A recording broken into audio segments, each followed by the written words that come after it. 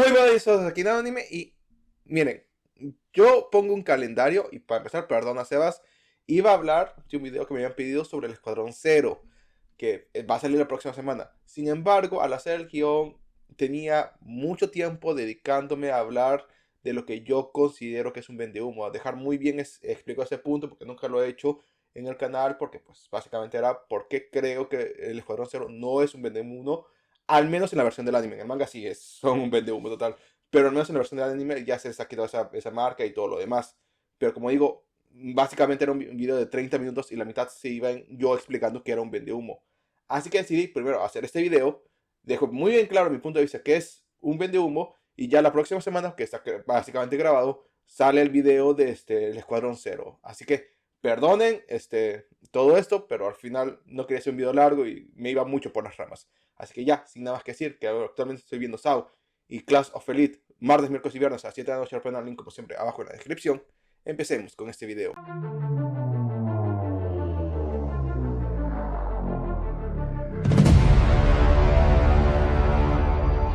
A ver, como dije, nunca he hablado como tal en un video de un vendehumo, pero sí suelo utilizar ese término.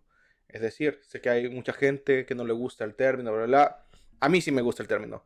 Es decir, son esos personajes que por A o B razones el fandom o el autor espera mucho de ellos y no cumplen las expectativas. Es decir, son personajes que están ahí que ya sea por A o B razones esperamos algo, esperamos que hagan algo o esperamos cierto nivel, y ya que estoy hablando del shonen, cierto nivel de pelea es usualmente lo que se espera, y la verdad no dan la talla, que sentimos que nos sentimos defraudados con los mismos. Por eso es que el término vendehumo está muy mal visto. Que un personaje sea catalogado vendehumo es directamente hablar que es un mal personaje, o al menos hacemos esa correlación de situaciones. Pero como digo, hay diferentes formas. Es decir, puede ser que el mismo autor te haya inflado el personaje, como es que a veces hay una relación de consecuencias que nosotros ponemos y comenzamos a pensar, nosotros me refiero al fandom, y le atribuimos cierto nivel al personaje cuando pues nunca el autor dijo de forma directa que era así de poderoso. Es decir, puede ser que lo inflen de forma directa o de forma indirecta, pero siempre va a ser, y el tercer punto va a ser más claro, que no está a las expectativas, que no ha llegado a ese nivel que debería llegar. Entonces, básicamente, para entender mi punto y para explicar bien este video, vamos a dividir el video en 3 puntos para explicar cada uno y como siempre hago 2 ejemplos en cada punto. El primero, cuando venden humo de forma directa. Segundo, cuando venden humo de forma indirecta. Y finalmente, cuando los mismos personajes no están a la expectativa de lo que el fandom quiere. Y eso es otra. El término vende humo no es que el autor lo haya pensado, no es que el autor haya esto es cosa del fandom. Nosotros decidimos cuando un personaje vende o no vende humo. Me voy a explicar más ahí. Así que ya, sin nada más que decir, empecemos con este video.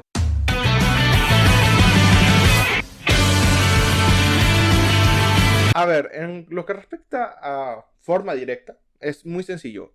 Básicamente, el autor ha dicho, miren, este personaje ha hecho, en el pasado le atribuyen ciertos aspectos, hay gente que ha demostrado cosas que tú consideras o que el fandom considera es muy importante, muy poderoso, muy todo, y el tipo habla maravillas de él, que no, es que mira, es que este otro personaje era muchísimo más poderoso que esto, que lo otro, y es la forma en la que el autor tiene para inflar un personaje. Es decir, si ponemos en una serie a un personaje que consideramos Dios encarnado a hablar, no, es que ese otro personaje me revienta, nunca mejor dicho, pues obviamente le vamos a dar expectativas a este personaje. Y eso es cuando el autor lo hace de forma directa, porque literalmente está poniendo palabras en personajes que el fandom considera como Dios, el hecho de que, bueno, no necesariamente ellos pues, como Dios, pero sí un ser muy poderoso, enaltecer a la otra. También es contarnos, no es que mira, en el pasado el pata hizo esto, y lo otro, y pues otra vez nos sigue inflando la idea de que no, es que el personaje es poderosísimo, es que el personaje está rotísimo, y pues llega y se acabó. Como siempre digo, vamos a dar 2 ejemplos, uno bien y uno mal. A ver, me guste o no, empecemos por Hiruzen. Bueno, me va a gustar porque el pata lo odio, pero he de romper una lanza a favor de él, aunque me cueste decirlo. El desgraciado está bien al punto en el que fue creado, es decir, a inicios de la serie, pues era el Hokage, era la persona más importante de la aldea, bla, bla, bla.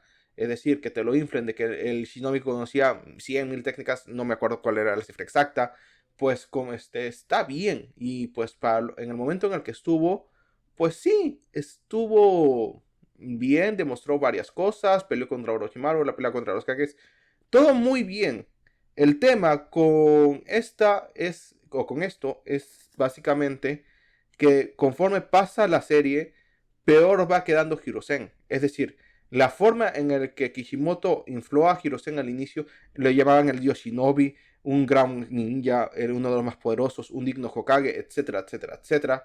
Conforme va pasando la historia, estos títulos que el mismo Kishimoto introdujo al inicio de la serie y que en el contexto del inicio de la serie, pues tenían su sentido, ya se comienzan a deformar. Dios Shinobi, cuando literalmente creo a punto personal, Kakashi era muchísimo más poderoso que él, que lo comparaban con Hashirama Tobirama, disculpen, pero Hiruzen no decía nada en contra de estos dos monstruos, porque literalmente son eso, monstruos. Eso también es parte de que a Kishimoto se le fue de las manos completamente la escala de poder al final de la serie, y se nota bastante que literalmente a Minato, otro personaje que pues también que lo había inflado bastante, tuvo que darle a la mitad del QB para que al final demostrase que en verdad era poderoso. Y Hiruzen se quedó muy relegado. Entonces todas esas palabras de que entonces Yoshinobi, cuando literalmente conozco a un puñado muy grande de personajes activos cuando él estaba vivo, que eran muchísimo más poderosos que él, pues no. 1000 técnicas, pues sí, pero a veces es mejor calidad que cantidad, discúlpenme. Entonces tendrás muchas técnicas, pero mira, Naruto con un solo Rasengan y sus habilidades, puta, el tipo es un monstruo. Y es cierto que estoy utilizando a Naruto, pero lo mismo va para otros grandes. Madara, que pues sí, tiene bastantes técnicas, pero utiliza bastante Taijutsu y etcétera, etcétera. Gai, que pues también activo y con ninguna técnica te hace mierda a Hiruzen. Y un larguísimo, etcétera. Entonces, el hecho es que Kishimoto mismo infló al Hokage, y yo lo entiendo, porque quería darle la importancia, era el Hokage, era el título del protagonista, entonces tenía que ser inflado. Pero es cierto, y por eso está como mal ejemplo, que a lo largo de la historia comenzó a avanzar, la escala comenzó a salir de las manos. Cada cosa que él decía que Hiruzen era increíble, por eso, pues no demostró ni un carajo. Terminó mal parado. Personajes contemporáneos o incluso muy similares a él eran monstruos, eran gente muy poderosa. Y tú dices, ¿por qué Hiruzen tiene el título de pues el dios Shinobi? Si en su época el Mizukage que tenía Jinchuriki que perfecto lo podía hacer mierda. Dai, el padre de Gai, también era un monstruo. El mismo Gai, que en ese momento era un adolescente, pero pues fácilmente le podía sacar mierda a Sarutobi y un larguísimo, etcétera. El mismo Jiraiya y Orochimaru me alego a decir de que eran muchísimo más poderosos que Hiruzen en su prime. Entonces, son esas cosas que conforme van pasando los capítulos, terminan lastimosamente jodiendo, nunca mejor dicho, la imagen de Hiruzen, lo terminan haciendo un vendehumo. Creo que Shinbat es el perfecto ejemplo de cómo inflar un personaje sin cagarla. De hecho, Shinbat va creciendo, pero vamos poco a poco, porque literalmente su introducción es lo más random que podía existir. Literalmente aparece desnudo enfrente de los protagonistas y parece un acosador o un violín, básicamente. Pero no, el pata simplemente lo engañaron, lo dejaron sin nada y pues ahí está. Pero mientras más te van hablando de él, más contrasta la realidad con su personalidad. Es decir, te cuentan que es rey de Shindria, usuario de 7 contenedores metálicos, jefe de la Unión de los 7 Mares, un político exitoso, comerciante maravilloso, un político con una labia magistral, y tú ves este pendejo que pues no hace y no parece nada. Es como que, hijo de tu puta madre, me vas a vender humo, ¿verdad? Porque me lo están inflando,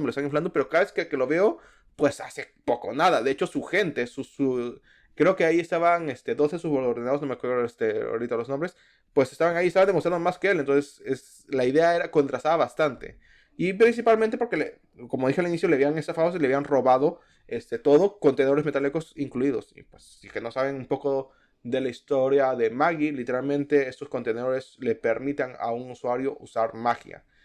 Bueno, ciertos. Es decir, sin estos, Shinbat es una persona normal y punto. Entonces no podía demostrar todo lo que tiene. Es al final de este arco cuando literalmente Shinbat recupera sus contenedores y demuestra con creces lo que venían diciendo desde ya. Con un solo movimiento vence al villano del arco, aquel que nos estaba dando por culo y que si no fuese por la intervención de Hugo, Aladín, y pues Alibaba la hubiesen cagado, porque Hugo tiene que intervenir, darle la estabilidad de Salomón a Aladín y toda una movida que pues no voy a entrar en spoilers, pero literalmente le tiene que dar una ayuda, literalmente Dios, el Dios de este universo, para salir beneficiosos y pues poder no vencer al villano, simplemente hacer que se retire. Y es mientras se está retirando, Shinbad llega y de un puto movimiento lo vence. Es cierto que no termina matándolo y el pata queda moribundo por algún lado, pero lo vence. Y de ahí en más, Shinbad va demostrando todo lo que nos dijeron. Político con labia magistral. De hecho, amigo mío, cada vez que el pata habla, tú sabes que esto va a ser un discurso. El pata hasta es un político y un líder increíble.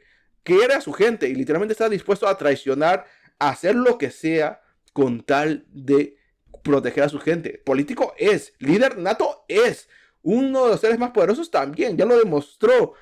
Comerciante, pues el pata te hace tus movidas ultra raras y hasta pues te sientes, me estafó, pero estoy feliz. Porque el tipo es maravilloso en todos los aspectos. Mujeriego también. Y un larguísimo etcétera. El tipo te va demostrando. Incluso hay un manga spin-off centrado en él. Buenísimo. Creo que hasta mejor que el manga original. En el cual demuestra y cómo aprende a convertirse en el Shinbad que nosotros conocemos. Y es magistral cómo se hace. Pareciese que nos hubiesen estado vendiendo humo. Porque como digo al inicio. Te contaban todo lo que él era. Y tú veías a este pendejo que no podía ni limpiarse las babas él solo. Y te mostró con creces. Es más, todo lo que dijeron al inicio se queda corto. Y eso que no voy a comenzar a hablar de spoilers de lo que pasa en el manga después de terminar el anime. Porque ahí sí, créeme que demuestra aún más.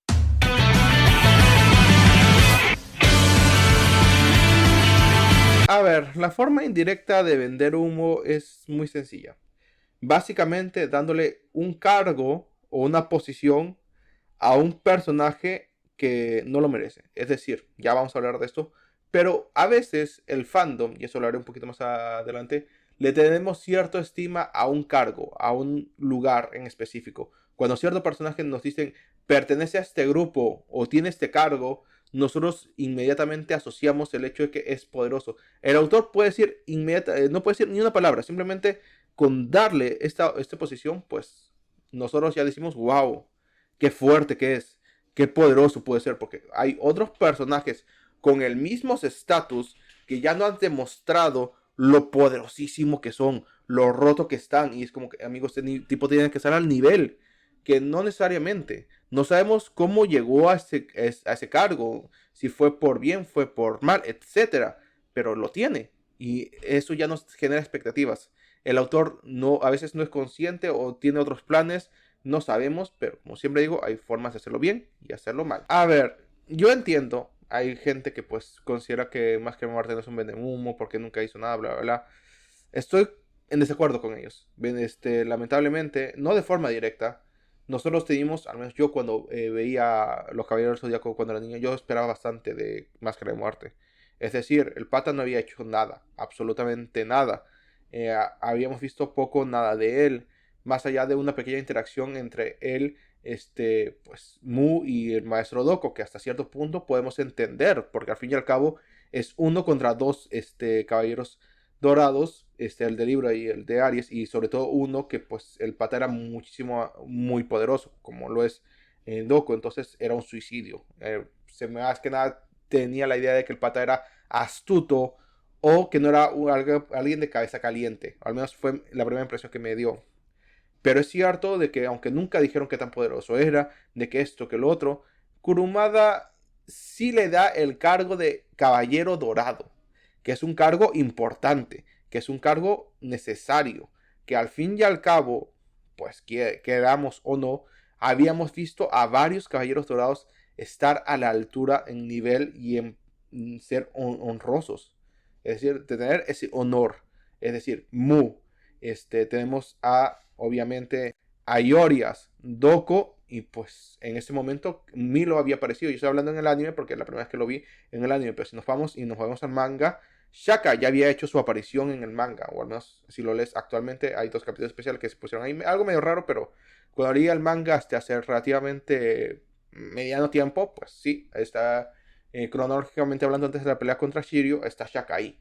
Entonces, hemos visto muchos caballeros dorados y ya tenemos el estándar de caballero dorado. Es decir, es un caballero dorado. Hasta el día de hoy, cuando te mencionan un caballero dorado, tú esperas algo a la altura, algo que esté roto, que sea increíble, que genuinamente sea poderosísimo, que sea alguien que te muestre un honor o que demuestre que tiene unos valores tal vez correctos o incorrectos, dependerá del caballero, a veces bien o a veces mal, pero tiene unos valores muy firmes hacia ellos y difíciles de romper. Y luego tiene esta máscara de muerte, que lamentablemente es, a mi punto de vista, el peor cáncer, no si contamos Omega, pero sí de los peores cánceres que hay. Eso sonó muy mal, carajo. Espero que no me metiesen. YouTube, estoy hablando del signo zodiacal, carajo. Entonces, básicamente, tenemos la máscara de muerte que durante su pelea con Shiryu, es leal, ataca por traición. Cuando se le va la armadura dorada, literalmente casi hasta pide perdón a Shiryu. Si no fuese porque Shiryu es un caballero hecho y derecho y que se desarma, pues el pata le vuelve a subir no, así ahora te noqueo. No, literalmente no tiene nada que ver. Hasta el día de hoy me sigo pareciendo muy raro que sea un caballero dorado. Decía que en Soul of Gold se redimió un poco, pero a ese punto de la historia, carajo, amigo mío, que te ha hecho llevar a hacer la armadura. Y es cierto que cuando salieron los especiales de Canon y Saga, pues sí hubo bastante crítica, incluso a la forma en los caballeros dorados, en el que los caballeros dorados, disculpen que no sé ni hablar, son seleccionados, porque literalmente llegan acá al especial, por una estrella especial me refiero, pum, llegan al caballero dorado. Lo estoy resumiendo mucho, pero es muchísimo más complicado que hay.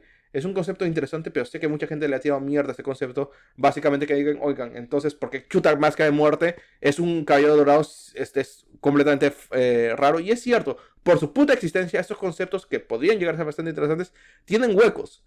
Porque genuinamente el pata está muy mal hecho. Literalmente está roto y nos ha vendido muy increíblemente. Y sencillamente no tiene la culpa porque Kurumada no ha dicho nada sobre él. Simplemente por darle un cargo, ya está. Ya nos hicimos ilusiones y ya hasta genera problemas. Ay, cómo te odio, hijo de puta. Y bueno, Meruem es completamente lo opuesto. Meruem no te lo inflan. O sea, literalmente lo único que te dicen es el rey de las hormigas quimeras. Teóricamente hablando, como se te ha estructurado la idea, o como se te ha construido la idea de las hormigas quimeras, debería ser el más poderoso. Pero nunca te lo dicen tácitamente. Es decir, no te dicen literalmente, él va a ser el más poderoso. No, él va a ser el rey. Siempre utilizan esta palabra. El rey, el rey, el rey. Es cierto que tú haces la relación. El fandom hace la relación rey igual al más poderoso. Porque básicamente es podemos decir, una especie que se basa en el poder. Entonces puedes hacer esa relación, pero es cierto que no lo dicen tácitamente. Sin embargo, aquí no es un error. Aquí literalmente Meruem llega y desde el minuto uno comienza a demostrar por qué es el rey. Porque en la estructura de las hormigas quimeras, ser el rey, ser el líder, es el equivalente a ser el más poderoso, como dije. Y desde que nace lo demuestra. Demuestra que el tipo está roto, que no necesita nada más y que literalmente lo hace absolutamente todo. Pero va demostrando incluso más. Porque ser un rey no significa solo ser más poderoso. Es decir, eres muy poderoso, pero la gente no debería seguirte por eso. Las hormigas quimeras sí, porque pues así está en su cultura. Pero ya han comido lo suficientemente humanos para hacer para hacer esa relación con los humanos. Y ser un rey no solo te demuestra eso. Y eso hace que Meruem crezca como personaje. Que ya no solo sea rey porque sea más poderoso, sino que también comienza a tener corazón, comienza a ser inteligente, comienza a ser perspicaz y astuto. Es decir, cualidades genuinas de un rey que en ningún momento te plantean. Es decir, te dicen rey, ese rey. Claro, tú piensas poder, pero en ningún momento piensas que sea inteligente o que sea astuto. Y pues comienza a demostrar todo eso y es como que, claro, tiene toda la lógica del mundo que el pata sea astuto, que sea inteligente. Al fin y al cabo es el rey. Las hormigas quimeras pues son entidades muy inteligentes. Entonces el rey debería ser el mejor en todo. Y comienzas a hilar todo esto, pero en ningún momento te lo han vendido así. En ningún momento te han dicho, no, es que mira, el rey tiene que hacer esto. No, es que el rey hace esto. No, no, simplemente le dieron un título de forma indirecta. Y es cuando Meruem comienza a evolucionar con personajes, comienza a evolucionar, que va demostrando cada vez más y más facetas de lo que un buen rey significa. De que genuinamente está hecho para el cargo. Y es como que Es cierto, es el rey. Es un muy buen rey. Alguien que podría ser y fácilmente reinar en todo esto. Y como te lo digo, nunca te lo dicen tácitamente. Simplemente le dan una posición, un lugar que pues implica que debería tener estas actitudes y pues Merwin demuestra tener esas actitudes. Es el claro ejemplo de cómo haces que un personaje sea inflado, usemos esa palabra, aunque no viene al caso, de forma correcta. Porque simplemente le das un título y ya comienzas a demostrar por qué es que él tiene ese título. Nada más. Merwin lo demuestra con creces, hasta que va evolucionando su forma de ser un rey. Es increíble.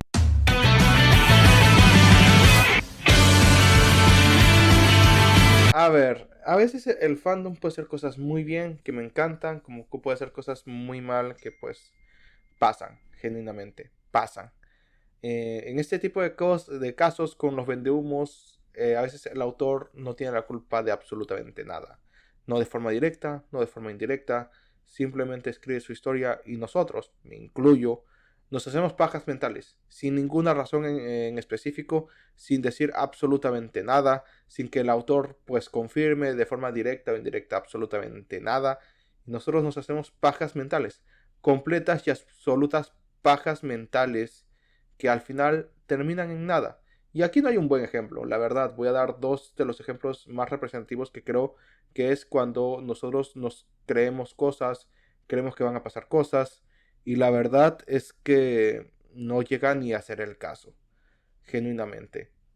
Lamentablemente es así, pasa, y el autor no tiene la culpa de nada. Lo quiero dejar muy en claro. A ver, el caso de Orochi es bastante personal. Bastante personal. O sea, veamos y seamos sinceros, voy a ser sincero. Yo también me comí el humo de Orochi, pero no un humo que Oda haya creado. Creo que si es que son bastante antiguos en el fandom de One Piece, sabrán, yo estuve parte de eso, que muchos, y yo me incluyo, como digo, creíamos que Orochi iba a ser Dios encarnado. Cuando estábamos más o menos desde Soul, desde que se introduce el concepto de Orochi, aquel persona que traicionó o que venció a Oden y que va a ser el actual show de Wano, bla, bla, bla, por todo Wano que estoy diciendo, Soul, el Rever y Whole Cake, hasta la presentación oficial de Orochi, pues la verdad, el mismo fandom se comenzó a crear pajas mentales. Es decir, eh, era el Shogun, era alguien que supuestamente estaba aliado a Kaido, que pues se trataban de socios, que es cierto, pero que nosotros queríamos, wow, alguien que se trata de socio con Kaido, que esto, que el otro, y lo podía hacer que claro, es que no es un Yonko ni nada parecido porque es el Shogun, es un país cerrado, nadie sabe de su poder, nos hacíamos unas pajas mentales alucinantes, hasta había diseños y fan arts, que si es que encuentro uno lo encuentro aquí, pero que eran, ponían a Orochi como el que se iba a enfrentar a Zoro, es decir, Luffy se enfrenta a Kaido, Zoro con Orochi, y así increíble, ¿verdad? Nos hacíamos unas pajas mentales increíbles, no sé si aún existe video de esos, y es que Oda en ningún momento te dice nada, dice, está aliado con Kaido, es el aliado de Kaido, y pues es el actual Shogun, traicionó a Oden por la espalda, bla, bla, bla, y tiene toda la razón. Tiene absolutamente toda la razón.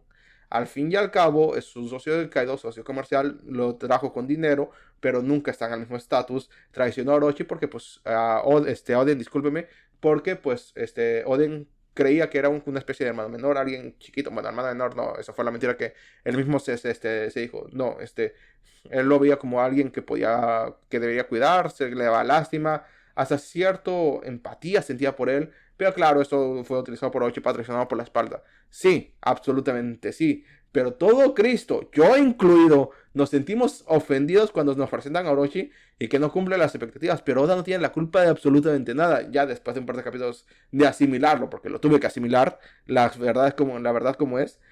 Nos dijimos, cierto que Oda nunca nos dijo nada. Nosotros solos nos hicimos la paranoia colectiva y gracias al internet, en esos momentos, los videos, los grupos en Facebook, Twitter, bla, bla, bla, nos hicimos unas pajas mentales increíbles de lo que era Orochi y pues la verdad es que no. Genuinamente no. Orochi no tenía que ser fuerte, no tenía que hacer nada. Simplemente tenía que hacer lo que es. Deslear a alguien que se convenido creo que es la palabra, y pues que es un hijo de puta, que es lo que es Orochi, un hijo de puta. Y se acabó. Y lamentablemente nos comimos, nosotros creamos y nos comimos el humo. Y fue alucinante. El otro es Kashimo. Ay, me encanta Jujutsu Kaisen. Siempre lo digo. Cierto que su final no es bueno. Es malo. Ya saben que lo voy a decir. Es malo. Pero genuinamente es una serie que me gusta. Y me he vuelto a leer esto. La verdad. Sobre todo las partes de Kashimo. Y nos, amigo, el humo que le creamos a Kashimo no tiene ni nombre. Y es que ni siquiera es que haya dicho que es alguien poderoso. Se introduce con Panda. Tiene una muy buena pelea. Una de mis peleas favoritas de todo Jujutsu Kaisen, sin ninguna duda. Y pues ya con eso, y creo que no solo mi pelea favorita, sino la pelea favorita de muchos, porque divague un poco. Y pues ya, después de esto, no hace muchísimo más, pero es como que, ok, está nuestro aliado, ha demostrado un par de cositas, muy bien, bla, bla, bla. O sea, el tipo es poderoso, el tipo es fuerte, eso dejémoslo claro. Pero claro, lo vas a enfrentar a Sukuna, lo vas a enfrentar contra el hechizo más fuerte de la historia. Y obviamente va a perder. Pero es que es eso, tiene toda la lógica del mundo que el pata, siendo como es, diga, no, es que yo voy después de Goyo. Es cierto que mandemos a Goyo primero porque es el que tiene más chances, pero que él se plante y diga, yo voy contra Goyo porque él en verdad quiere pelear contra Sukuna, es la razón por la cual se ha unido a nosotros y bla, bla, bla. Es que nos creó una paranoia colectiva durísima, durísima, la verdad, porque nosotros mismos le creamos el humo. No, es que viene después de Goyo. Y esto lo vivía yo hace poco. No, es que debe ser poderoso. Que vamos, Kashimo, que tú sí puedes. Goyo lo dejó moribundo. Tú remátalo. Nos creamos. Y ese es el tema. Nosotros nos creamos la paranoia. Que al final, al siguiente capítulo, cuando literalmente Sukuna de dos putazos lo vence. Exagerando un poco, pero sí. Básicamente lo vence en ese mismo capítulo. Nos quedamos con cara de que pendejo, no duras nada. Yo incluido. Me subí a un par de memes. Me gustaron. ¿Para qué? Pero es cierto. Eso es lo que termina pasando cuando haces esto. Y la verdad, Gege no tiene la culpa. Kashimo, y siéndoles completamente francos, no estaba al nivel de Sukuna y ni siquiera de Goyo. Y la verdad, simplemente por encaprichamiento, porque es así como es el personaje que quería pelear contra Sukuna, que esto, que lo otro, pues terminó saliendo el segundo. Porque literalmente este planto dijo, yo quiero ser el segundo. Pues ya, amigo, ser el segundo. Cualquier desgaste es importante. Y es cierto, hizo sus cositas, debilitó un poco a Sukuna, bla, bla, bla. Pero la verdad es que no tenía que demostrar ser tan poderoso. Literalmente lo que hizo, lo poco que hizo, terminó sumando. Porque literalmente la pelea contra Sukuna es sumar, sumar, sumar desgastes hasta que llegue Yuji, pues vencerlo. Si hizo de buena o de mala manera, eso es tema de otro video. Pero al final este es el concepto que se tiene que dar. Y pues dio su granito de arena. Y se acabó. Es todo para lo que servía. Nosotros mismos nos hicimos la paranoia cuando fue el segundo en entrar. Y eso fue todo. Y genuinamente, no, Kashimo ni Gege tienen la culpa de esto.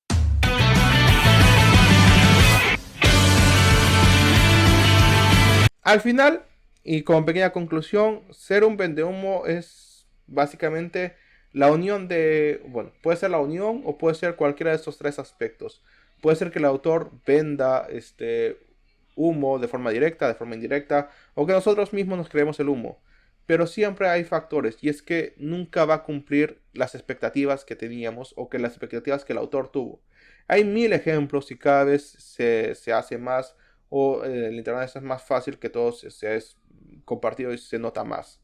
Recientemente, Blast en One Punch Man, no me estoy leyendo la forma rara que hace One Punch Man de recrear para ciertos paneles del manga o ciertos capítulos, así que no sé si lo han arreglado, pero por lo que sé, Blast me pareció un vendehumo. Como digo, otros ejemplos de la comunidad que siempre son Gohan, Minato, etcétera, pero siempre tienen que ser de forma directa e indirecta, o que nosotros mismos les creemos el humo.